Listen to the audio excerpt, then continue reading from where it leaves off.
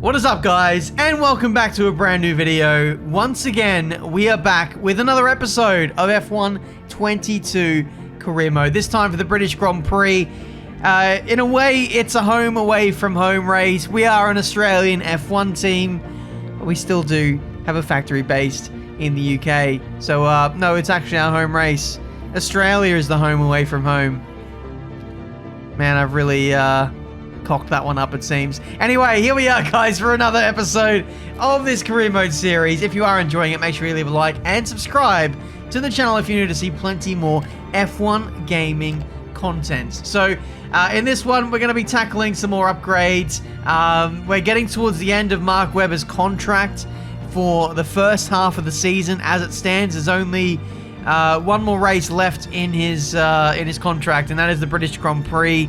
Are we going to fire him? Are we going to hire Oscar Piastri? Or are we going to maintain the status quo? We'll have to wait and see. Maybe you might not even find out in this episode. We'll have to wait and see.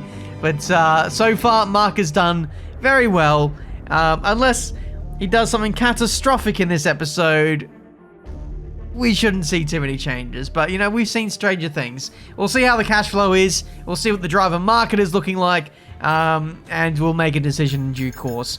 Regardless, it is time for some upgrades. 1.7k worth of resource points to spend. We can do fuel efficiency. We can do brake upgrade, which we've been wanting to do. Silverstone isn't really a braking heavy circuit, so not really useful for this circuit or even the next one after that. We want to make sure the brake upgrade is on the car in time for Spa and Monza, where power track, much like Baku, where we were struggling, that's when we're going to need it, essentially. We do have a cheaper upgrade. That's for the rear downforce. That'll go on in time for the very next episode at the Austrian Grand Prix. And a lot of these other upgrades that we've got on don't really give us immediate results. This one does. So for Austria, we will have a rear downforce upgrade. And that is what we're going to do. We'll save up some resource points. We'll get some more discounts in the Friday practice program from Silverstone. And then we'll do a major upgrade in the next episode. I'm thinking it's probably going to be the brakes or the weight redistribution upgrade. There we have it. That is Mark Webber's contract. Currently 4 days left till expiry. And yeah, there is a decision to be made on that front. We have saved our resources. 6.2 mil, so even if Mark asks for a massive pay rise, we should be able to accommodate that. In terms of the driver market, 6 mil doesn't get us too much. We can get Jacques Villeneuve, Jenson Button, David Coulthard, Massa, Hulkenberg, a lot of the reserve drivers, it seems. None of the actual current F1 drivers are available for much less than 6 mil, it seems. Oscar Piastri we could get if we were in a rush to get him back into the car. But, you know, if we were to get Oscar, we don't really have the facilities to really make him a top-line driver. We still need to work on the simulator and such to boost his pace and experience and all those sorts of things. So I think Mark Webber is the logical choice, but let me know. I haven't recorded the next episode and I haven't made a decision as to what I'm going to do with my teammate. So we're still an open-ended discussion and decision to be made. Regardless, those are the developments in question that we've got coming on for the next race, so looking forward to those. We do manage to maintain relative position in the performance index. Alfa Romeo have just barely overtaken us, but actually looks like we're just about ahead on the little graph there. Either way, we're pretty evenly matched on pace. McLaren have been overtaken by Mercedes to be the best F1 car at this point in time. It'll be interesting to see if Lewis Hamilton can make some kind of a fight back at his home race, the British Grand Prix. He has a habit of winning at this place, so let's see if he can lift that extra 10% above the rest to get on the winners list once again. Friday practice, one and done. Got all the resource points we needed. Got all the discounts, which was nice to see. So now we head into qualifying, where hopefully we're on the pace. But it's going to be raining.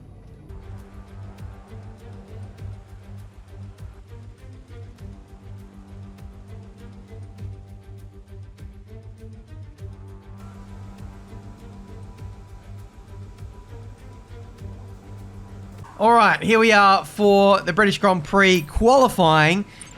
Intermediate tyres are your best bet in the current conditions. Thanks, mate. I kind of gathered that, given we were already on the intermediate tyre, but there we go. I think it might be drying up as this session unfolds. If we can make it through to Q2, to Q3, then we might see the appearance of the dry compound tyre. For now, we just need to get ourselves out of the danger zone, out of Q1, which is kind of our responsibility now. We've got a car that's better than the bottom 4 or 5 teams.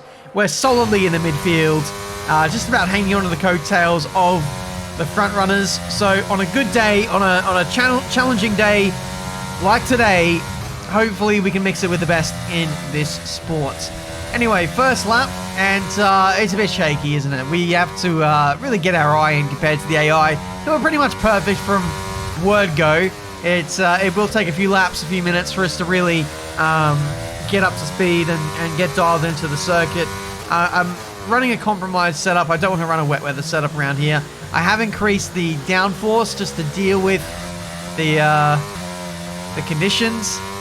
The game doesn't respond well with low downforce on a wet track, but the race is going to be completely bone dry, so we need to kind of factor that into our consideration. If we can qualify higher than normal and just hang on to the DRS and the slipstream of others well inside the top 10, then that's also a really good strategy we could employ, but it may make the race very boring. Anyway, we tried pushing on for an extra lap, classic Tiametmarduk. But guys, we actually managed to get 2 laps in, and that was our 3rd lap in. That was our 3rd lap on a set of tyres, and then it died. So at least we're seeing some progress. We can do back-to-back quali laps. So we're getting there. We did increase the front wing massively in an effort to maybe cheat some performance out of this car. Obviously, the front end was too snappy. There's too much front downforce and not enough rear to kind of deal with that. So that explains the spin, why we were losing that at high speed. Anyway, we've taken some downforce out, 2 or 3 clicks. I think it's 22, 17 wings. Might be 23, 17 wings. Either way, it's lowish downforce, which should mean we're pretty quick on the straights. And we should have a lot less oversteer on this run. The track is improving, so the need for downforce is kind of mitigated by the conditions. We improved by 9/10. As we cross the line, it's 135.8, puts us in the top 10 for now. 2 minutes to go in this session. We are fueled up to do enough laps to see out the rest of this session. We're currently experimenting with the ERS. I've been running none through the traction zones of some corners.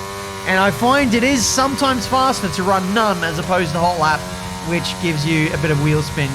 Regardless, we are overtaking Piastri, who's just come out of the pit lane. He gets in the way a little bit, but doesn't hold us up too much. Still up by 5.5 tenths as we round into the middle sector. Closing the lap, we didn't find much time, which is unfortunate. We improve again to go P4 with only a minute remaining in this session. This is our last lap of the entire Q1 session, and it's imperative we get a time in here because the track is constantly improving. We've done 5 corners and we're up by 6 tenths, which unfortunately, guys, is not true. Mark Webber went to P1 briefly there as he crossed the line. He is now out and well done for this session. We run completely wide at the old turn 1 of Cops, and because we ran out so far wide and did so many extra meters and actually was slower. One thing as well, the delta is actually broken on this lap. We're not up by a second. In fact, the actual gap or improvement is much less impressive than that, unfortunately. So we're kind of in the dark here as to how much we're actually up by, but we have improved in the middle sector. The track is improving. Verstappen does a 33.2. I'm not too sure what our best is. I've already forgotten. Rounding the last couple of corners. Let's hope we're close enough to get ourselves out of Q1 where we need to be, into Q2, across the line, and we only improve by 0.3 of a second. Unless we're in P15 or 16th, we are not into the next session. It's P21. Final lap wasn't good enough, it seems.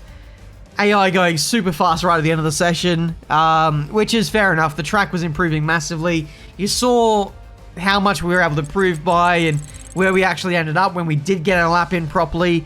We got P10, then P4, and then everyone improved right at the end there. So displacing us quite massively.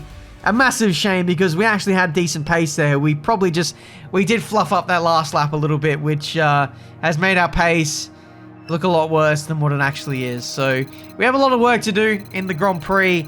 I was really hoping this would be a race or a day where we could really stand up to the top teams. But in fact, the complete opposite has happened. So we'll be starting from the back. We're going to be taking a brand new engine for this race. We might as well. We're only going to lose one place, and it's going to give us a big straight line speed advantage over some of those around us in the race. Hopefully we can do a Lewis Hamilton of Brazil 2021 and absolutely romp this race. So we've got the pace. Let's execute it. We return once again then to the home of British motorsport and the birthplace of the Formula One World Championship. It's race day here at Silverstone, and it's time for the British Grand Prix. Before we begin, let's take a quick look at the grid lineup for today's race. Fernando Alonso lines up on pole position, and Lewis Hamilton completes the front row. Looking down the rest of the grid, we have Schwartzman, Verstappen, Carlos Sainz, and Magnussen, Gasly, Ricciardo, Stroll, and Nicholas Latifi, Perez, Russell, Charles Leclerc, and Norris, Albon, Ocon, Mick Schumacher, and Mark Webber, Joe, Tsunoda, Oscar Piastri, and Benjamin. So then it is last place, and we will be joined by some of our fellow Australians. Oscar Piastri down the order as well. So too with my teammate Mark Webber down in 18th place. So essentially, Marduk Motorsport are in the mud a little bit. Max Verstappen still somehow leading this championship by 21 points over Fernando Alonso. It really feels like the McLarens have really taken a stranglehold over this championship. I thought they'd be dominating by now in the drivers and the constructors. But Max Verstappen's still hanging it in there. So that's a very interesting dynamic to keep an eye on for this race, for this season. That Red Bull being very consistent and picking up good points, which is something we as an organization need to do more of. So let's hope for a big fight back in this Grand Prix. Myself and Webber will be starting from the back. I'm going to be doing medium to soft in the hopes of just getting out of the way of all the hard compound tire runners and being able to fly past them towards the end of the race. So this early stages of the race, we should be able to overtake those who are starting on mediums as well if we've got the same or better pace than them. But the race, I imagine, will really open up towards the end of the race. So let's get off to a flyer, hopefully get off to a good start, and if we're really lucky, maybe even get a safety car towards the back end of the race and really get a free pit stop. This is the longest transit time in the pit lane in F1 across all the tracks. So if you can get a free pit stop here, we might even be leading this race. So anything is absolutely possible in this Grand Prix. Formation lap coming to an end now. Let's hope myself and Mark can really charge our way through this field. We'll hopefully work together and use our straight line speed to our advantage. Here we go, 5 red lights, and the second British Grand Prix of this career mode is underway. A very relaxed start, it must be said. Heading into turn 1, someone's going really slowly. I think Lando Norris has got a front wing missing, and we gain 8 positions off that start. I had to do the man maths there for a second. That was absolutely crazy. Yellow flag. Lando Norris is out of the Grand Prix. We might well see a safety car at the start of this race, which might be devastating for our hopes of getting inside the top 10 if there was a safety car right off the bat, but I think we are okay. Green flag running for the remainder of this lap, for the remainder of this race. For now, catching up to the next group of cars, we've got Perez, Leclerc, and Russell. My word, we've got some high-profile drivers in some high-profile teams around us. Perez, remember, is in the best car in this field as Albon is fighting away with Webber for P15. Perez is looking a little bit slow for his car performance, it must be said, and it looks like he's missing a bit of front wing, so that explains the lack of grip for Perez at high speed. He now pulls into the pit lane, and that's confirmation of the damage. Maybe Yada coming together with Lando Norris. We might have to get a replay of that at the end of this stint potentially, but we have Lewis Hamilton leading and Sergio Perez at the back of this grid. What a contrasting start for Mercedes, it seems, at the opening lap of this British Grand Prix. Meanwhile, myself and Webber, we are P13 and P14. I'm kind of on the back foot here, as I had a bit of a wobbly through turn 1. ran a little bit wide. Webber was getting very close to overtaking me there. But yeah, you can see I'm kind of all over the place at the moment. I'm really flapping, it seems, to keep my teammate behind. But regardless, it's been an incredible start for both of us in Marduk Motorsport.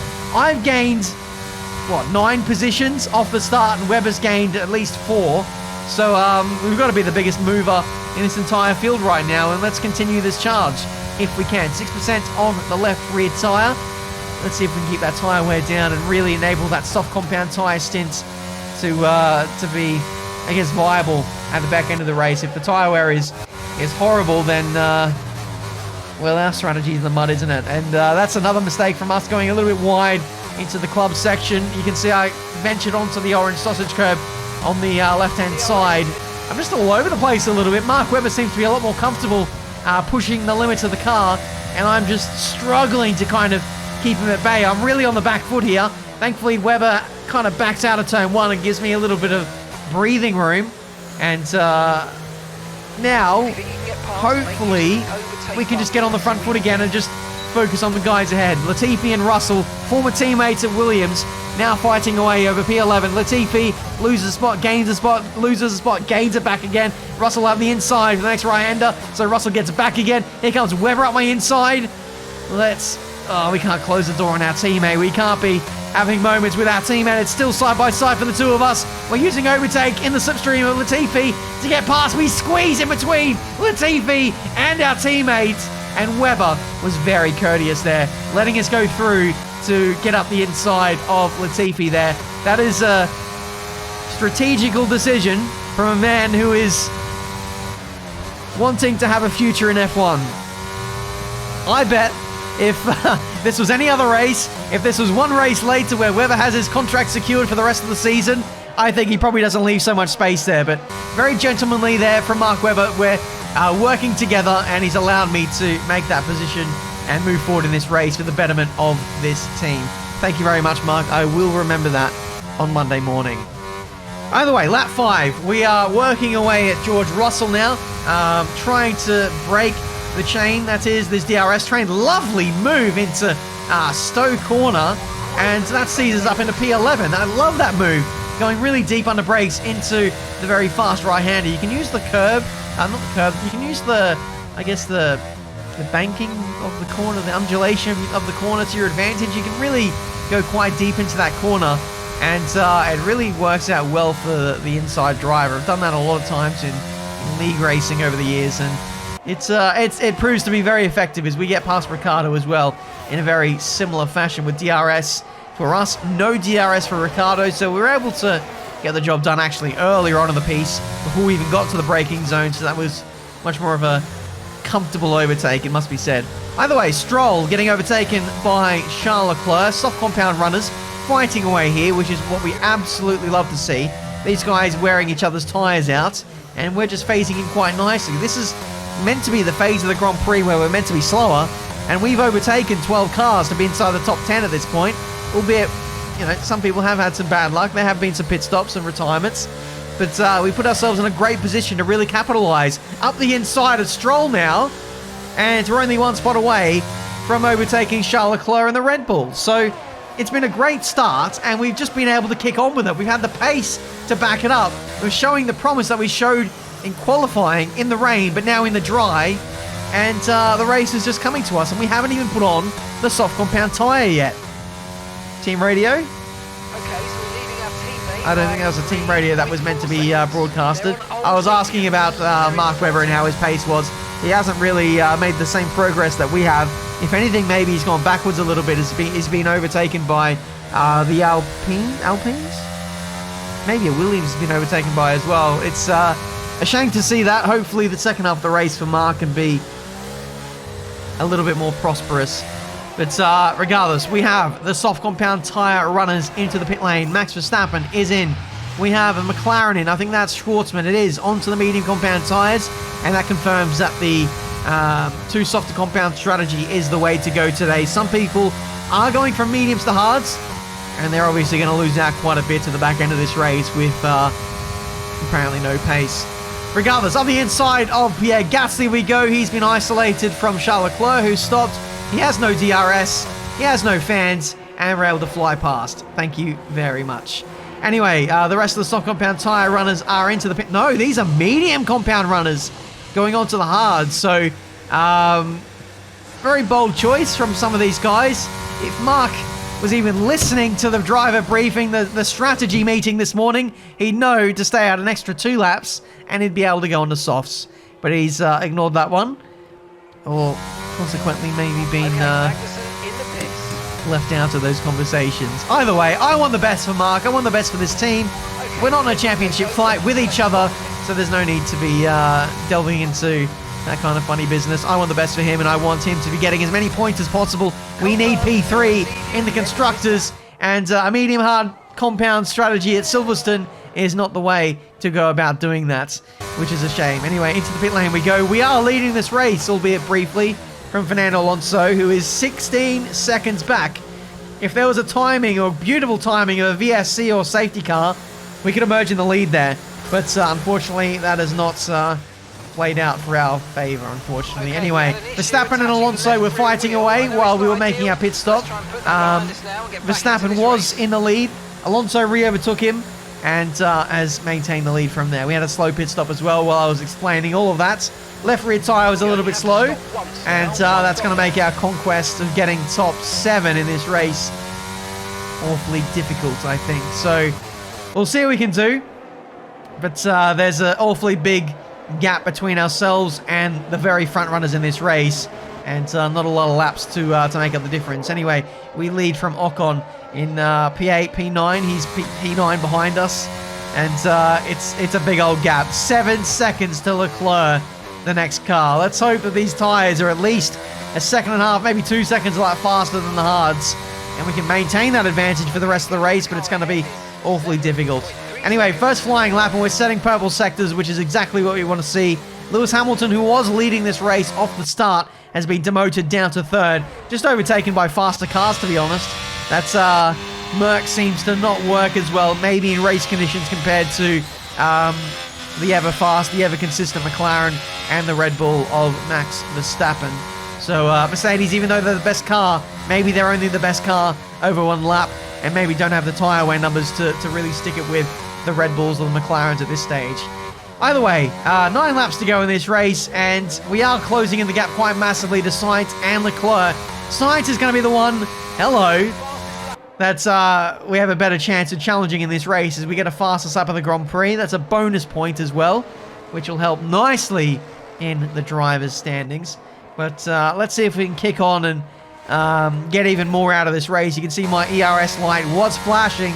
We are underneath 10%, and that's going to come at the cost of our medium to long-term pace in the rest of the stint now. Yellow flag. Someone's going slowly. Lewis Hamilton is out of the Grand Prix. The man who got pole position for this race and was leading from the start is now out of his home race, and quite cruelly, he retires on the very straight he is named after.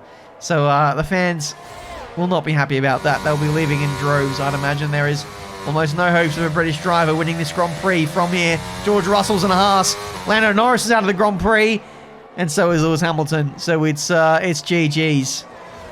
GG. GG. What about the hopes of an Australian who lives in the UK? Maybe they'll start supporting me. We'll have to wait and see. Either way, closing laps of the Grand Prix, 6 to go, and at this point, the margin between myself and Carlos Sainz has kind of stabilized, and if anything, in the last 60 seconds or so, the gap has actually stretched out to the Ferrari. So our hopes of getting anything better in this race have just gone down the toilet, and it's all about consolidating the place that we have right now, which is P7 by virtue of Hamilton retiring. So 6 points for P7 plus 1 for the fastest lap is the best we can hope for, unless there's going to be more retirements in this Grand Prix. But Ocon is looking pretty hungry for that P7. 3 laps to go. We are charging up our battery for a final few laps of battle with the Alpine, but looks like that battle has emerged already. Up the inside into turn 1, Ocon goes, and we pretty much venture off the circuit there. Very lucky to not get a warning for track limits for just falling outside the bounds of the racetrack, as we are on strict corner cutting rules. We left actually too much space there to Ocon, but luckily he left too much space to us at turn 2. Here's the replay. I just left a little bit too much margin between ourselves and the Alpine. I didn't want to crash. I didn't want to throw away this position that we had, and I ended up kind of screwing myself over with my apex or exit speed through turn 1. In the end, doesn't matter. We maintain P7 for now. 2.5 laps remaining in this Grand Prix, and we have the fuel to burn. The ERS and the tyre wear is the really limiting factor in terms of the resources we have left in this car to utilize for the rest of this race. 2/10 is the margin between ourselves and Ocon. That Alpine is so fast in a straight line.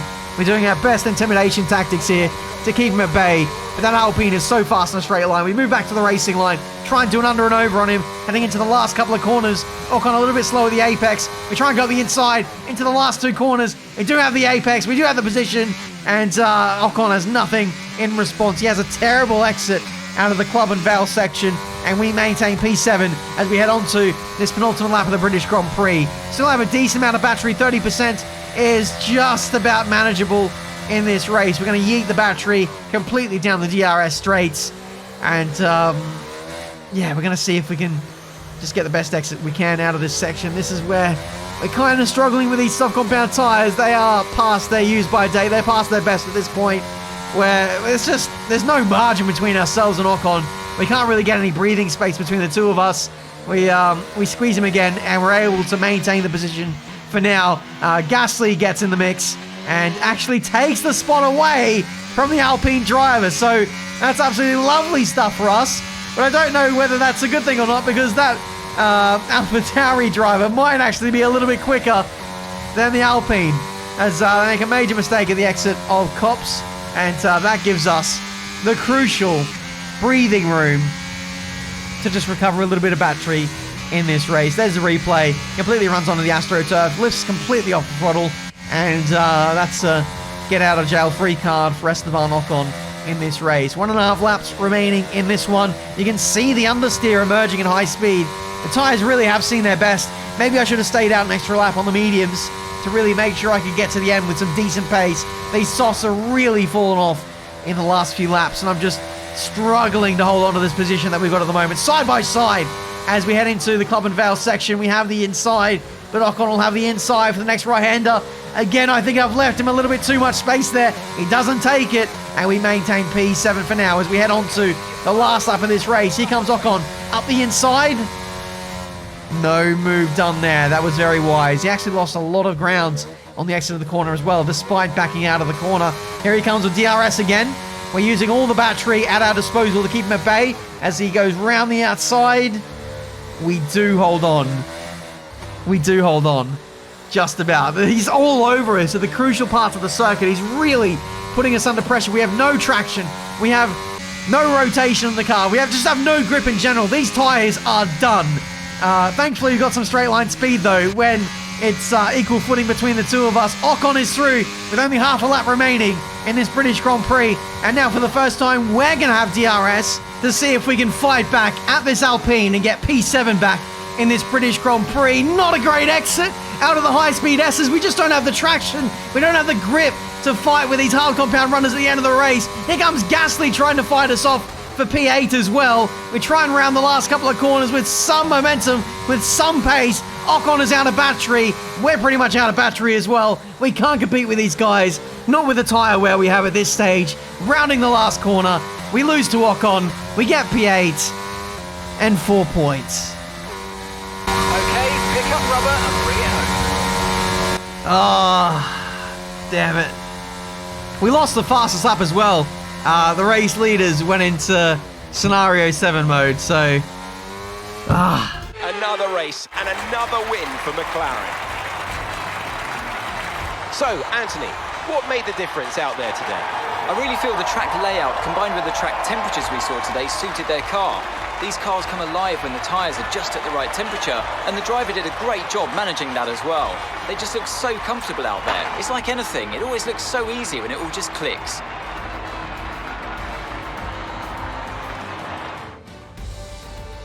As the winners make their way up to the podium, one can only imagine the celebrations that will take place at McLaren tonight.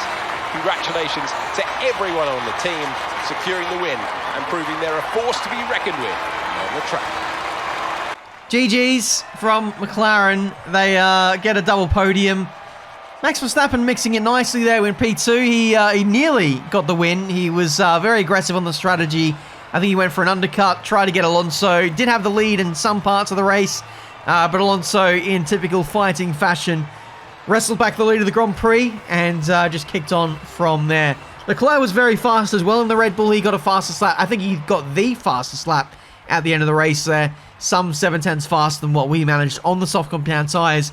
Only a handful of laps before. So there really is a gulf in performance between ourselves and the front-running guys in this sport. I think, on balance, we probably went to the soft compound tyres maybe a lap or two too early. If we could just stretch those mediums a little bit longer, I think it was possible. The times are still really good on those mediums. We wouldn't have had so much drop off on the end on the soft, and maybe we could have sat in the slipstream of Ocon a little bit longer. We would have emerged behind him in that stint. I don't know. It was very tricky to manage. We didn't want to leave it too late because then chasing down Ocon might have been difficult.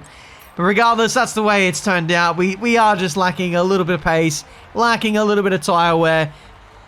You know, the Alpine is a very quick car. They are in that upper echelon of front-running cars. So to be able to mix it with Alpine and some cars at some times, like the Mercedes, the old Red Bull here and there, is a testament to how well we're driving at this stage. Mark not getting a good race today. He was buried in traffic and couldn't really progress further after we got past him. So maybe we screwed him over a little bit. Maybe he didn't have the pace. I'm not too sure. We really had great pace on those mediums, and it fell away very quickly on the soft. So it's all a learning experience. We're getting there, and we will continue to upgrade the car. I think if we can have a better handling chassis, if we can get some slightly better tyre wear out of the tyres and also do a brake upgrade, then we're looking at a very, very decent car package for the rest of the season. We get all the sponsor objectives, which is nice to see, and we will deal with Mark Webber's contract at the start of the next episode. I mean, we'll try and go for Webber, but who's to say he won't turn us down like Oscar Piastri did? Stay tuned for the next episode where we will decide the fate of our teammate Mark Webber to see if he stays on at Marduk Motorsport for the second half of this season. In case he says no, or in case some kind of disaster happens, let me know down in the comments who we should go for as a backup to Mark Webber. Hopefully, it doesn't come to that. Either way, thank you guys so much for watching. Leave a like and subscribe if you're new to the channel and enjoying this series. Thank you so much for watching. And until the next episode, the Austrian Grand Prix, a circuit I love very much, and I'm sure you guys do too, will be a very spicy episode of Career Mode with hopefully the same teammate. Either way, thank you so much for watching. Until then, it's goodbye.